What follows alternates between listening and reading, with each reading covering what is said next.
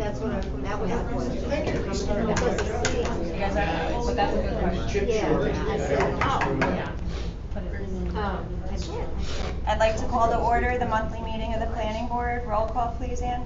Chairperson Swinton. Present. Member Files. Present. Member Teresi. Present. Member Bourgeois absent. Member Carwheel absent. Attorney Leibnard. Present. Maggie Alex, Fire and Building Inspector. Present. Todd Ward, Fire and Building Inspector. Present. Could I have a motion to excuse the absentees? I'll make a motion. I'll second that. All in favor? Aye. Opposed? Actually, I need a motion to approve the minutes from our last meeting on June 21st. Okay. I make that motion. I'll second. All in favor? Aye. Opposed?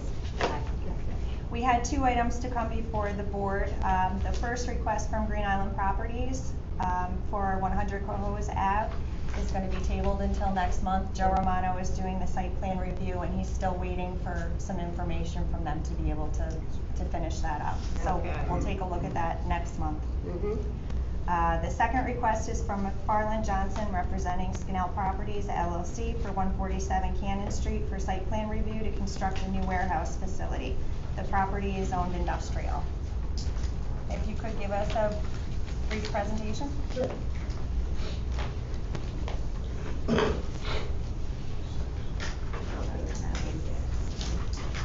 This is a good spot so everyone can see. Okay, good evening. My name is Adam Forsino. I'm with McFarland Johnson Engineering. We're the design engineers on the project. I also have in the audience Zachary Zeffler, and he's with Skinnell Properties. And they're the developer of this site. And I guess I'll turn it over to Zachary first to just kind of give an overview of Skinnell Properties, and then I'll dive in a little deeper on the specific project here in Green Island. You can come sit as close to the phone as you want us to. As you're trying to do, so you can hear. Yep. Okay, yeah, We can move close to the phone. Yep. So anyway, evening. So again, Zachary Zweifel from Skinnell. I'll keep this very, very brief, and at the end of this, if you have any more questions, we can come circle back to it. But Skinnell is a 31-year young industrial development firm. We're based in Indianapolis, but have been active in the capital region for the last decade. We really started our business early on in the build-to-suit market, so working with kind of corporate clients, helping them find locations and build them across the country. About 8 years ago now, we started doing speculative development. We're going out, finding properties that we really believe in and building on them with or without tenants, which is we're here in front of you tonight, and that's the kind of project we're looking at here.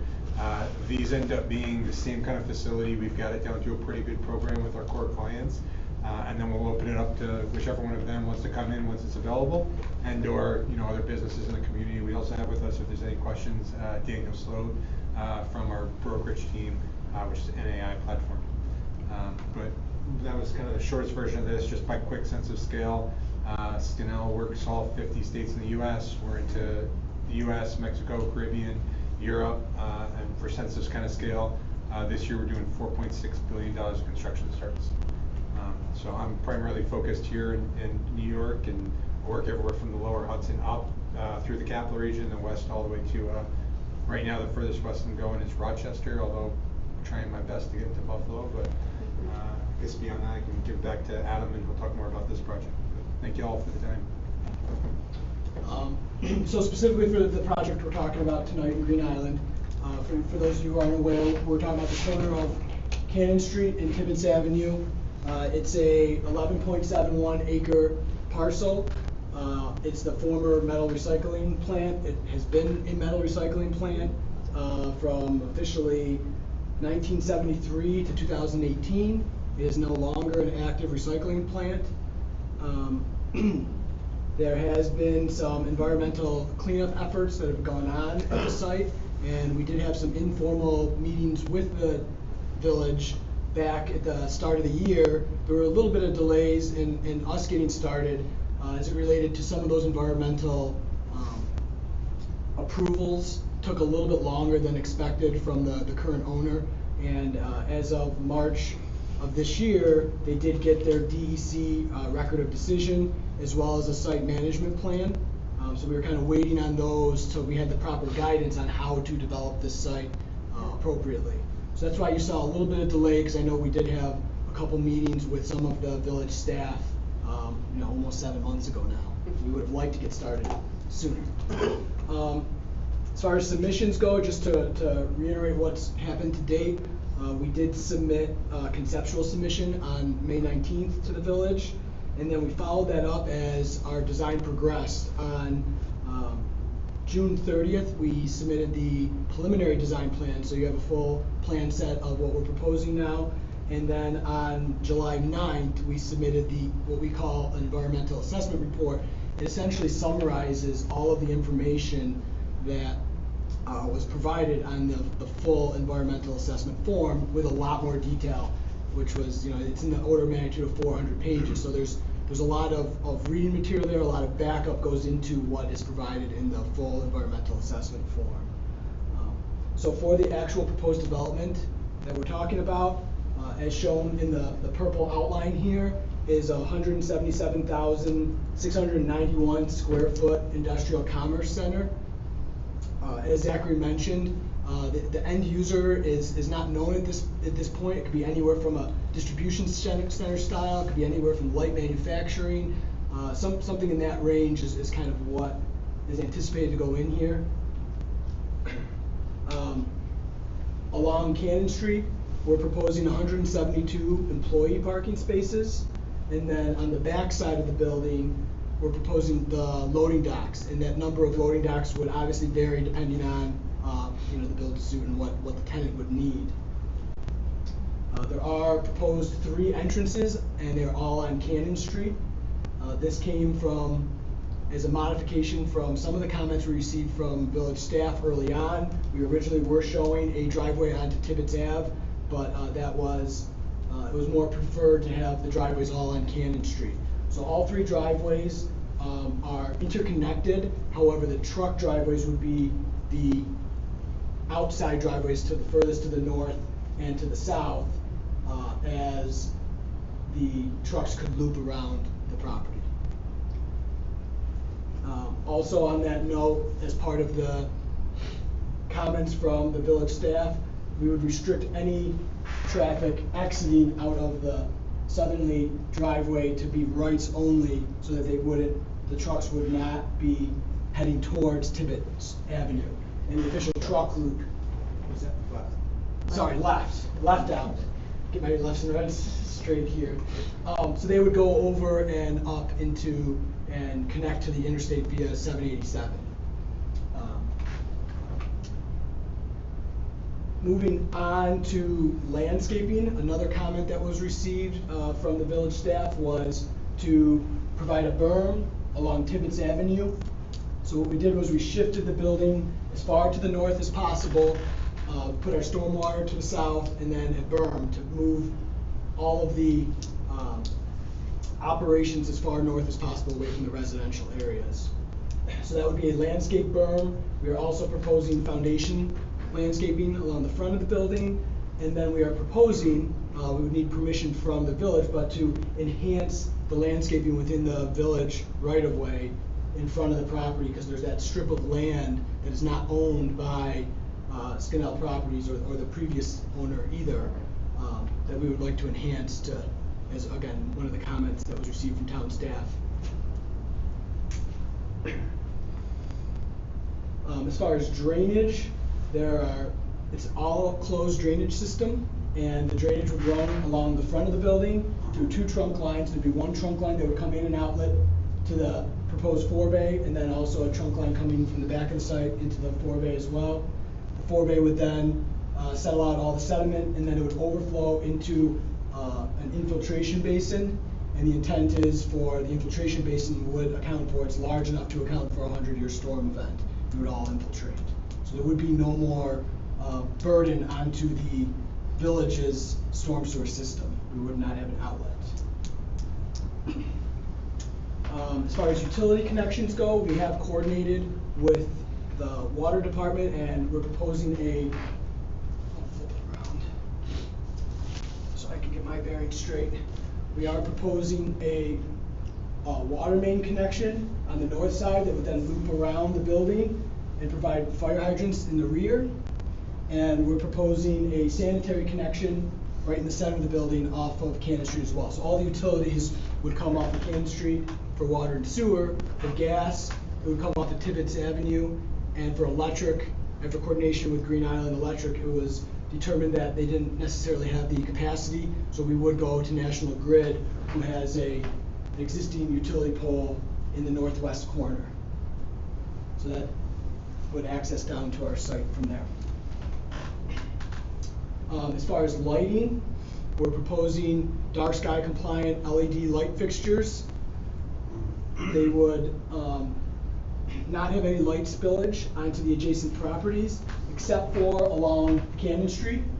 There's already public lighting along Cannon Street, along that sidewalk, so this lighting would actually somewhat supplement that. We also are proposing some shielding along the west side to avoid, again, that spillage onto the neighboring property. From a traffic perspective, we did submit a traffic impact study to both the village, and from our initial conversations with the village, we did also submit it to New York State DOT. That occurred back in May 20th. We are still waiting to hear back from DOT. They do have a little bit of a backup with their traffic reviews. So I did reach out to them just today and inform them of this meeting, but they still didn't have any kind of update for us. As discussed during the village staff meetings, technically we are not connecting to any state route, so the DOT doesn't technically need to be involved, but we are showing our truck traffic going to the north and up to 787, so we thought it was a good idea to submit it to DOT at the same time to get any input that they might have. As part of the traffic study and just traffic in general, we are proposing a sidewalk on the east side of Cannon Street. There's already a sidewalk on the west side, and this would just supplement that sidewalk to enhance the pedestrian accommodations. We are also proposing a sidewalk along Tibbetts Avenue, along the property frontage. And we're also proposing crosswalks for all of our driveways, as well as a crosswalk across Cannon Street to connect those 2 sidewalks. As I previously mentioned, we are limiting the trucks to left outs only, to avoid any trucks heading towards Tibbetts Avenue. The traffic impact study showed that the rest of the roadway infrastructure had adequate capacity to accommodate the proposed number of trips associated with the project. With that, that's kind of a really high level presentation of the 400 plus pages in the EAR, just to give you kind of a taste of it. But I don't know, Zachary, do you have anything else you want to add before we kind of open it up? I think the point of tonight is to try to accept any feedback from the board, and you know, that we can incorporate into our design for future submission. Maggie and Todd, do you have any questions or comments? I'll just make a comment that I do appreciate you took the comments that we've made in our staff meetings into consideration with this proposal. So I do just want to thank you for that. Absolutely. I just wanted to make the comment too, everything that we asked for aesthetically and safety-wise, they've complied with everything that we asked them to do. So I thank you for that. Are there any questions from the public? Yeah. What type of traffic, like what type of trucks, and are they going to all be routed on Cannon Street and avoid Tibbetts? They won't be on Tibbetts at all, but until they know who the tenant is, they really wouldn't have any way of determining how many trucks. But Frequency. everything So I would heard be them say Cannon they and do Metro. Traffic index, so. All the sidewalks are ADA compliant. Yes, they will. Romano will be looking at all that. How Yep. tall of a building is it? How tall is it? The building's proposed to be 35 feet high, which is the allowable height from zoning. So that berm in the front, is that gonna have trees growing out of it or something like that, or something to kind of hide the building or screen it? Or is that just for drainage and the berm that you were talking Would you about? like me to respond? Sure. We are intending to have landscaping on that berm as part of the screening of the building. So, these green trees are representative of the landscaping on the berm. The berm is intended for purely aesthetics, it's not there for drainage at all. Gotcha. Yeah, we had asked for them to buffer that, the south end of that parcel because we do know that that's where the industrial park meets our residential area. So that's what we had asked them to move their retention or detention ponds, to the south also to get more Shift clearance, everything, yeah. shift everything as far north as possible to Gotcha. avoid Yeah. that residential area. And just so everyone knows, all of this information is going to Joe Romano from Clough Harbor, and he's doing the site plan review. So this is actually gonna take a couple meetings, so we won't be doing everything tonight. He'll get into all the details and questions that he has with you after this meeting. So tonight, the only thing that we can really act on, we need to designate this a type 1 action for SECRA, and that we intend to be the lead agency for this. If we decide to do that, then Joe Romano will contact all of the other agencies involved. They have 30 days to respond if they would like to be the lead agency, and during that 30 days, he'll get more into the fine details of everything and back and forth with questions and more information, that kind of stuff. So tonight, we would just be designating it a type 1 action and our intent to be lead agency. And then the rest would happen next month if we have all the information that Joe needs. Okay, sounds good. Are there any other questions? Sure. I'd like to ask these gentlemen here, on the drawing, you called that first blue tank just off of Tibbetts. What did you call that? That's an infiltration basin. You called it an infiltration basin. On this I have, and Maggie just used the same word, it's called a pond. And I wasn't sure if you were raising fish or if you had something else in mind. But it's an infiltration station for what? For the stormwater that runs off of the site, it will then go into this first basin, which is a 4-bay. So that's where all the sediment will get deposited out. And then as that basin fills up, it'll overflow with clean water that's not sediment laden water. And then it'll go into the infiltration basin. And we did get our infiltration results back from our geotech firm. Mhm. And it does have adequate infiltration to allow us to have all the water infiltrate back into the earth. So that's what this pond is. It's a holding, so there will be water in it during the storm event, but depending on the storm event, we're saying 24 to 48 hours, this basin should be dry again and be back down to just being a lawn area or gravel bottom.